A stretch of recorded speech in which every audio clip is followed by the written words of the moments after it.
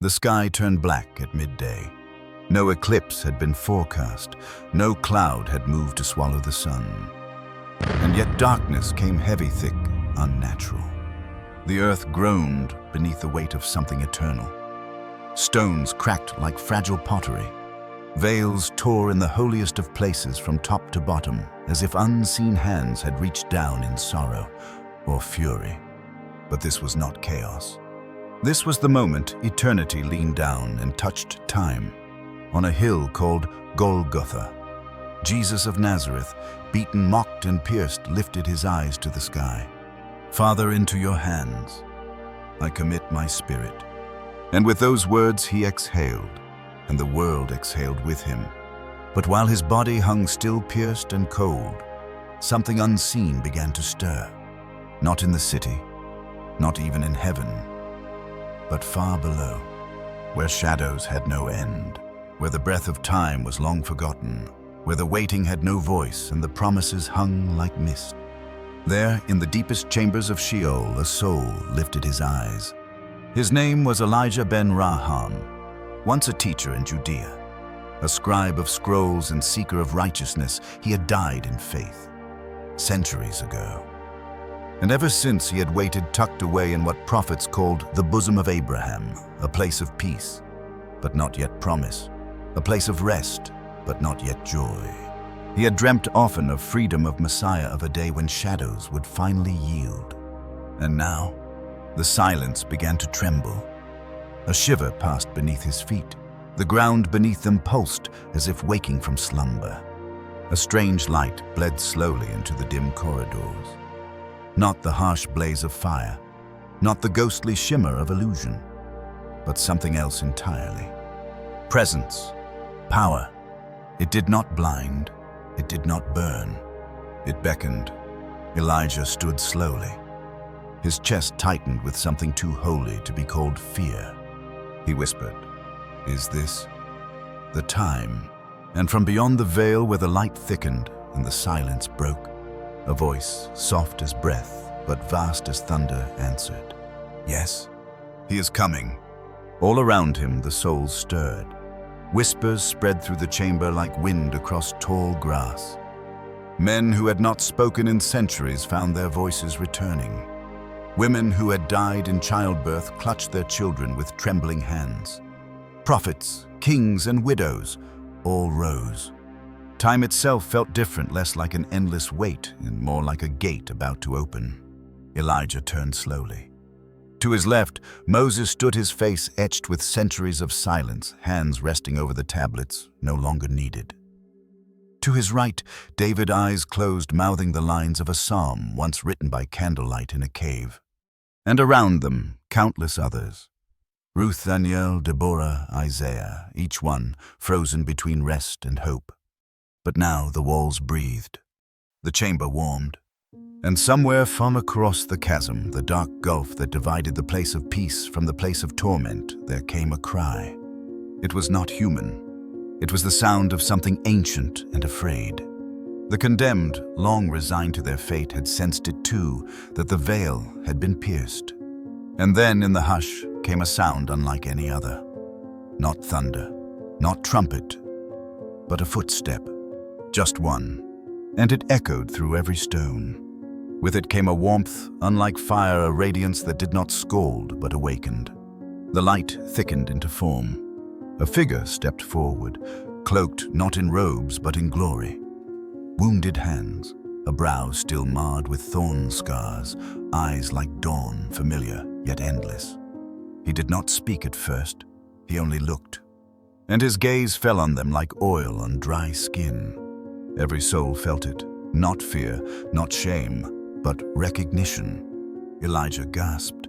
He had seen paintings, heard prophecies, dreamt visions, but this was no vision. He fell to his knees, and so did many others. The one they had longed for.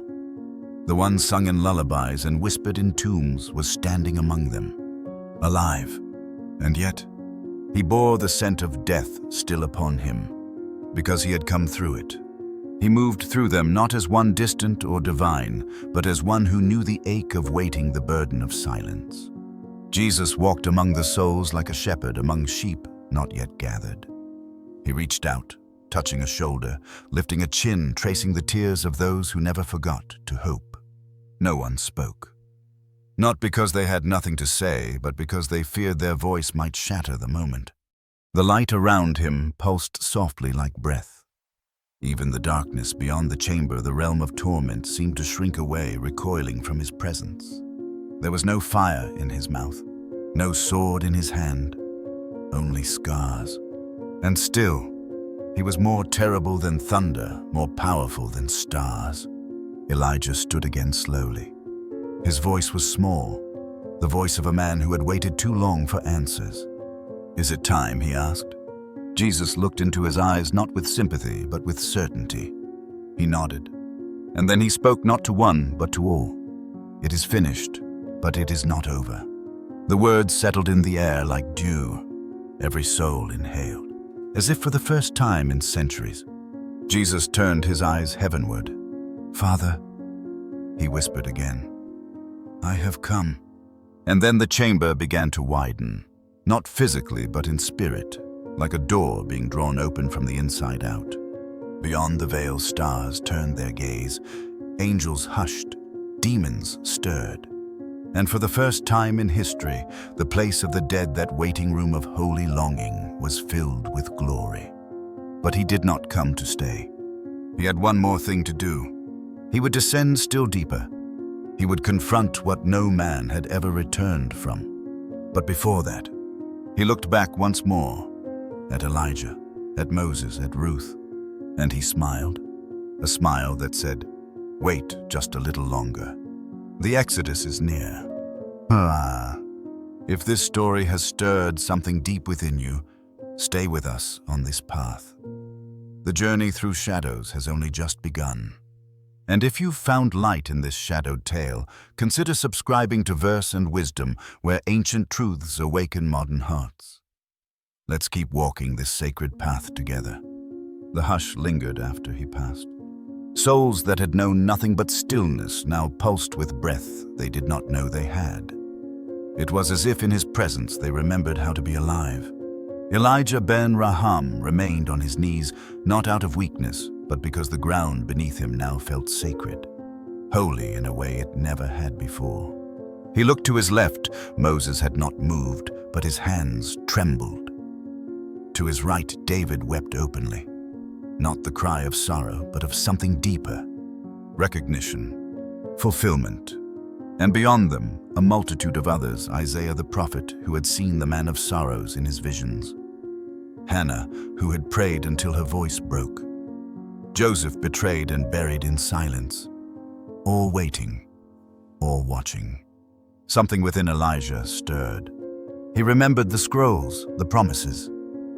"The Lord will come suddenly to his temple," one said. Was this the temple? No bricks, no gold, no veil. Only souls and presence. And then he spoke again, not with the weight of a sermon, but with the intimacy of a whisper. "I told you I would come." His voice wrapped around each of them like cloth on a newborn. And the light, though soft, began to press outward toward the chasm, the void, a place they never dared to look. There, beyond the boundary of mercy, cries still echoed, not of joy, not of hope, but of recognition mingled with dread. He was approaching the abyss, not as a visitor, but as a king. The light followed him, not in front, not behind, but from him, moving into realms where no light had dared to go. And the souls, though still and reverent, felt the pull. Something was coming, or rather, someone was about to be confronted. They had all heard the stories. Tales whispered in the silence of a place across the chasm where no hope reached. A land of fireless darkness, of torment without flame of regret, too heavy for words. They called it Gehenna.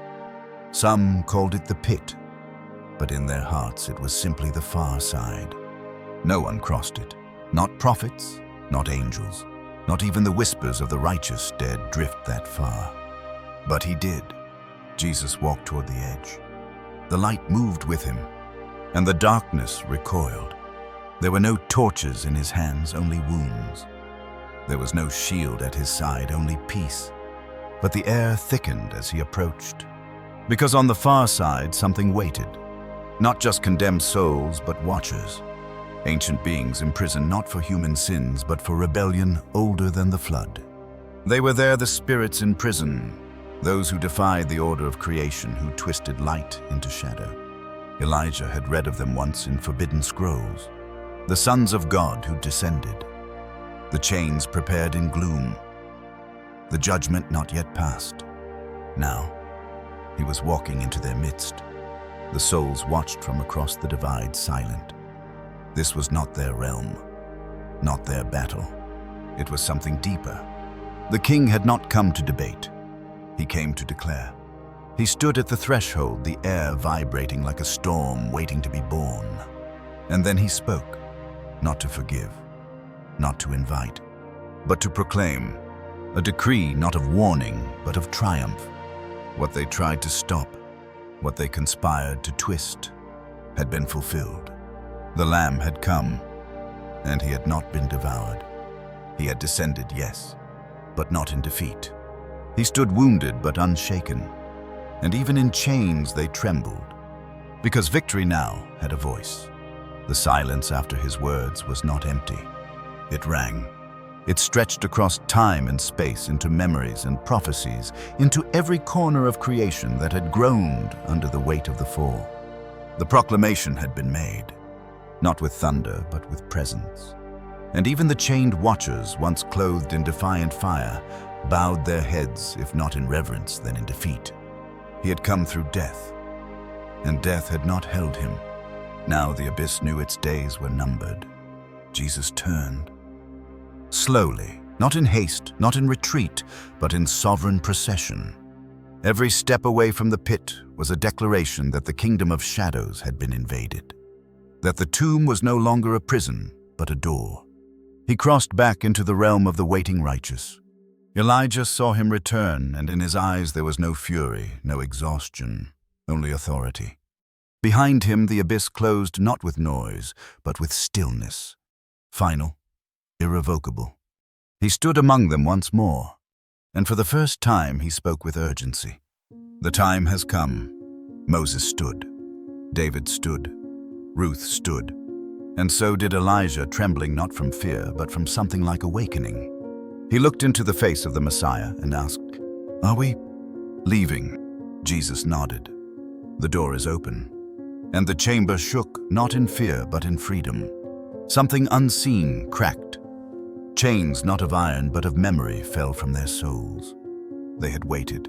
Now they would walk. And though the next place was not heaven, it would not be Sheol. It would be the first step into restoration. If you've ever felt forgotten in your waiting, know this: there is a time appointed. And if this sacred journey moves your soul, consider subscribing to Verse and Wisdom, where ancient truths awaken modern hearts. The road is long, but never alone. The air shifted, not with sound, but with something deeper, a knowing, a trembling of the spirit realm that no earthly sense could register. Jesus stood at the head of the gathered souls, his presence no longer cloaked in sorrow, but blazing with intent. They were leaving. But first, one more confrontation. He turned his gaze downward, not toward the earth, but toward something beneath it still. There was one more proclamation to be made, one more audience, not of saints, but of rebels. The place was not Sheol, not Gehenna, but something deeper still. The pit, a prison crafted not by human hands, but by divine decree. A realm sealed in silence, where no time passed, where spirits from the age before memory had been cast down awaiting judgment. These were not men. They were the watchers, those who had descended in the days of Noah, defying the boundaries set by the Creator, mating with the daughters of men, birthing a chaos. The flood itself struggled to contain. Jude had written of them. Peter had warned of them. Elijah had only read rumors, fragments, shadows. Now he saw them, not with human eyes, but through the clarity that only eternity could offer. a place vast and without dimension, a silence like a scream long swallowed. And into that space, Jesus stepped. The souls above remained behind, watching, trembling, waiting, because what was about to happen had never happened before. The Son of God was about to speak to the fallen sons of heaven, not in negotiation, but in finality. They saw him, and they knew. He bore no chains, though he had descended through death. He carried no weapon, though every word from his mouth could wound the eternal. He walked among them, those ancient ones bound in darkness, not as a prisoner, but as a sovereign. The watchers, once radiant with forbidden fire, now lay silent eyes hollow with rage and recognition. He had come, the very one their rebellion had sought to thwart. The seed of the woman, the one whom prophecy had draped in mystery, whom bloodlines had safeguarded across generations. And now, before the judgment, he proclaimed the verdict, with no lawyer, no defense, no appeal. His voice echoed not through air, but through essence. You sought to unravel the order.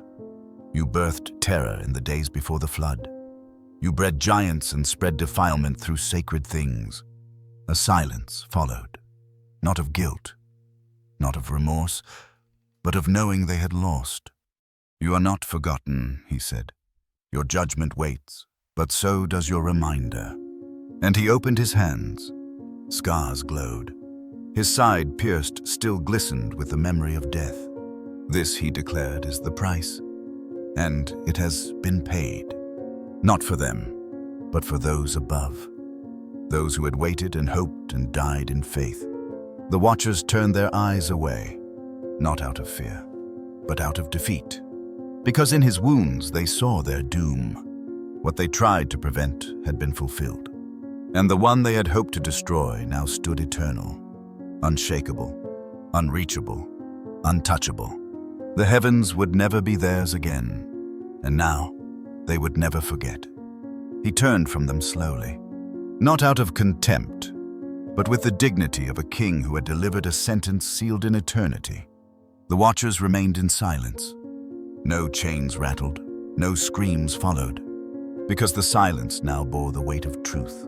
And truth, when final, speaks louder than thunder. Jesus ascended from the depths of their prison, not rising as one fleeing darkness, but as light reclaiming its place. Each step was not escape, but declaration. The battle had been fought, and the outcome unchangeable. Back above Elijah and the multitude waited. They had not seen what transpired in the pit, but they felt it. The realm around them pulsed, a tension breaking, a breath released. And then he returned. The Messiah walked back into their midst, unchanged yet transformed. Victory clung to him like fragrance, not prideful, not loud, but unignorable. He stood once more before the righteous dead, but this time not as a herald, as a liberator. And then he spoke. It is time. No trumpet sounded, no gate opened with thunder, but the air itself bent around his words. The door was open, not one visible to the eye, but one cut through eternity itself. A path had been made, through death, through darkness, through judgment. And now those who had waited would walk it. Elijah stepped forward. Tears blurred his vision. He looked at Jesus and said the only thing left to say, "Lead us." And Jesus did. Sama. If you've sensed the shadows retreating, know this. The light has never stopped advancing. Subscribe to Versant Wisdom and journey with us as the sacred unfolds and the timeless rises again. The path was not paved. It was not marked by torches or lined with singing angels. It was carved in silence, a road through the unseen, through the depths where no soul had ever walked in triumph. Jesus led them, not with shouts, not with marching banners, but with presence. His steps were steady, his eyes ahead, and behind him followed the multitude. Abraham walked, so did Isaac, and Jacob staff in hand, weeping as he remembered the God who had wrestled with him in the night. Moses walked carrying nothing but the memory of a mountain aflame. David moved in silence, the harp of his heart now strung with fulfillment. Beside them, countless others. Prophets, martyrs, faithful widows, nameless children, all once thought lost in time, now found. They walked not upward, but forward through a realm that trembled with every step. It was not a march of feet, but of souls. And ahead of them all was Jesus. The wounds in his hands glowed faintly, lighting the path like stars in a tunnel. Elijah ben Raham followed near the front, eyes wide with wonder. Every step forward was a step away from longing and towards something he had never dared to imagine. Freedom. Not the freedom of nations, but the freedom from death's grip. Behind them, the old chamber grew quiet again, emptied of the righteous for the first time since Cain struck Abel. And before them, something opened. A veil, thin as breath, wide as eternity. They did not rush through it. They walked. Because when captivity ends, joy takes its time. On the other side of the veil, the earth remained unaware. Jerusalem slept. Roman guards dozed beneath the stars, unaware that history had shifted beneath their feet. Tombs stood still, stones heavy, unknowing. But in the hidden realm, a procession moved, and heaven watched. Jesus did not look back. He did not need to. He knew who followed. Souls redeemed not by lineage, but by faith. Men and women who had trusted the voice of God even when they had not seen the face. The bosom of Abraham had emptied. What once was a holding place for promise now stood vacant. Elijah looked around as he walked, his heart racing. He saw them figures he had only known through scrolls. Jeremiah with his eyes of fire. Deborah fierce and radiant. Job scarred but standing tall. All of them. Smiling. All of them. Finally, whole. And then without warning, the ground trembled again. But not beneath their feet. This time on the surface. In the world of men, the veil of the temple had already torn. But now, graves began to stir. Stones rolled, dust shifted, and bodies once buried in silence began to move.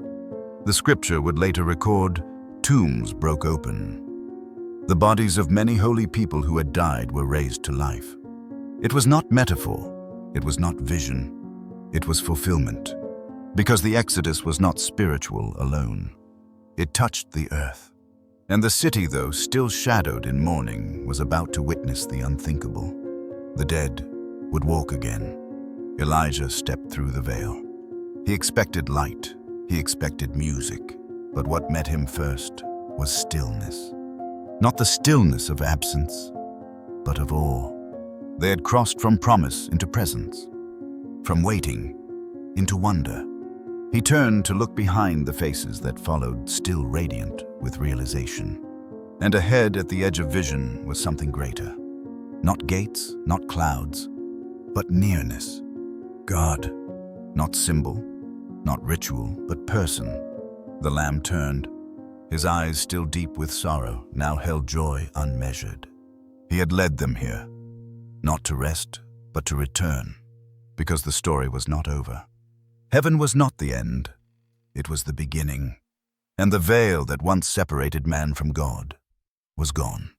Elijah fell to his knees, not from weight, but from welcome. He looked up at Jesus. What now? Jesus did not speak. He lifted his hand, and with it opened the way further, into glory, into the arms of the Father.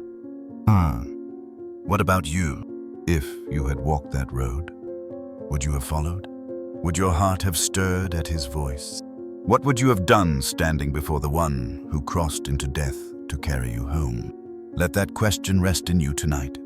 Let it shape the silence that follows. The journey was not yet over. Though the saints had crossed the veil, there remained one act, one offering. Jesus stood apart from the crowd now. Ahead of him lay something no soul redeemed or rebel had ever seen. Not the temple in Jerusalem, not the courts of earth, but the true sanctuary. The Holy of Holies, not made by human hands, not limited by curtain or stone. The place where glory dwelled without shadow, where the presence of the Father was not symbolized but seen, and Jesus would enter it. not as a petitioner, not as a priest echoing Aaron's rituals, but as the sacrifice itself, the Lamb. The blood still upon him was not metaphor. It was the record, the price, the access. Elijah and the others could only watch. They had seen altars. They had known incense and offerings. But this was something altogether different.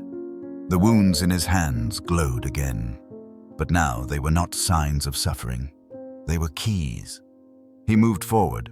Each step was a hymn, each breath a bridge. The corridor before him widened, no longer dark, but filled with the anticipation of angels. Heaven prepared to receive what even it had never known. The blood of the sinless one, offered not for one nation, not for one season, but for all, forever. He entered the sanctuary, not with incense, but with intimacy. Not through ritual, but through rite. The throne of heaven stood before him, unchanging, eternal, and now waiting. He approached not as a visitor, but as the son returning home. And in his hands, the offering. Not grain, not lamb's blood, not golden bowls filled by trembling priests, but himself. The blood that still marked his robe was not for mourning. It was for memory. The memory of every soul he had touched, every sin he had carried, every tear he had counted. Elijah watched awestruck. This was not the Day of Atonement reenacted. This was atonement made real. Heaven had never received such a gift. Not in Eden, not on Sinai, not even in the songs of the seraphim. The angels, radiant and ready, did not sing. They watched, silent, breathless, because holiness now stood before holiness. And the Father received the Son. No voice thundered, no thunder rolled. Only a peace too large for words, too deep for song. The offering was complete. And with it, the way was open not just for the saints who had followed him, but for all who would believe after. The veil was not just torn, it was removed. Forever. He turned. From the throne. From the sanctuary. And he looked at them, at Elijah, at Moses, at every soul who had waited with bated breath for this very day. No words were spoken, but every eye understood. The door was open. The debt was gone. The curse broken. Jesus walked toward them once more, but now he did not carry them forward. He welcomed them in, because now they belonged. Elijah stepped forward. His knees buckled, not from fear, but from fullness. He had waited his whole afterlife for this, and now, face to face with the fulfillment of every prophecy, he wept. Behind him, the others followed. They did not rush. They walked, with reverence, with awe, with joy that had no words. Heaven received them not as strangers, but as heirs. The sanctuary echoed not with song, but with the sound of justice fulfilled. And grace finally realized, oh, have you ever imagined what it would be like to see him open the door, to hear his voice say, "You belong," to know with all your being that nothing now separates you from God? Close your eyes tonight and picture that moment, because one day it will be real. And if this story has lit something in your spirit, subscribe to Verse and Wisdom, where sacred stories meet your soul and faith finds its voice again. Walk with us through the unseen. Heaven rejoiced in silence, because some victories are not shouted, they are held. In the heart, in the breath between wonder and worship, Jesus stood at the threshold. Behind him, the redeemed. Before him, earth. Still turning, still wounded, still waiting. It was time, not to stay, but to return. Not to reign, but to rise. The path from the heavenly sanctuary back to the tomb was not backward. It was forward. Because resurrection was never a return to what was. It was the birth of what would never die. He descended once more, not into darkness, but into his own still silent body. Elijah from the edge of eternity watched in awe. He saw Jesus go, and he knew that what had begun in silence would awaken the world. Beneath the stone, beneath the linen, beneath the still hands, life returned. Not borrowed, not resuscitated, but risen. The Christ did not gasp. He opened his eyes, and all creation shifted. Not loudly, but permanently. The grave was no longer an end. It had become a passage. The sun rose as it always did. But something in the morning air was different. The earth had not changed, but everything else had. The tomb still stood. The stone still sat heavy. The guards still watched. But inside, there was no death, only the pause before glory. Jesus sat up calm as the sea before a storm. Not startled, not strained, alive. Not as before, but as the firstborn of a new creation. He folded the linen cloth with his own hands, not rushed, not ceremonial, just complete. And then he waited, not for angels, but for the ones who loved him. For the women who would come at dawn bearing spices for a body that no longer needed them. For the friends who had fled in fear but would soon see the wounds and believe. He did not open the tomb. He let it be opened. Because resurrection is not an escape. It is a revelation. Elijah, watching from the veil of glory, could barely contain his joy. The one he had followed through shadow had broken the silence of the grave. Forever. And now, earth would know. From soil to soul, the world would feel the tremor of new life. The breath that returned to Jesus would soon return to many. He stepped out of the tomb, not with triumph in his shout, but with eternity in his silence. No fanfare, no thunder, just the sound of footsteps touching earth and history shifting beneath them. The air around him trembled, not from fear, but from fulfillment. He had carried death and left it behind. He had entered the grave and walked through it like a doorway. And now the door stood open. Behind him, Elijah watched from the veil of heaven. His journey complete, his heart at peace. He had seen it. He had walked it. He had waited for this dawn, and now it burned into every corner of his soul. The lamb had become the lion. The silence had become the song. And the grave had become a garden. From that day on, nothing would be the same. Time itself now bent toward a cross and a cave, and from there it blossomed into hope. The veil torn, the keys taken, the captives freed, and the king alive. Oh, what about you? You who walk in a world still touched by sorrow. Have you seen him? Not with your eyes, but with your heart. Will you follow the one who walked through death to open life? Because the door is still open, and the path still shines. Let his voice echo in you tonight. Let his silence become your strength. Let his resurrection become your own. If your soul has been stirred by this sacred journey, subscribe to Verse and Wisdom, where eternal truth walks with you and every step leads closer to the light.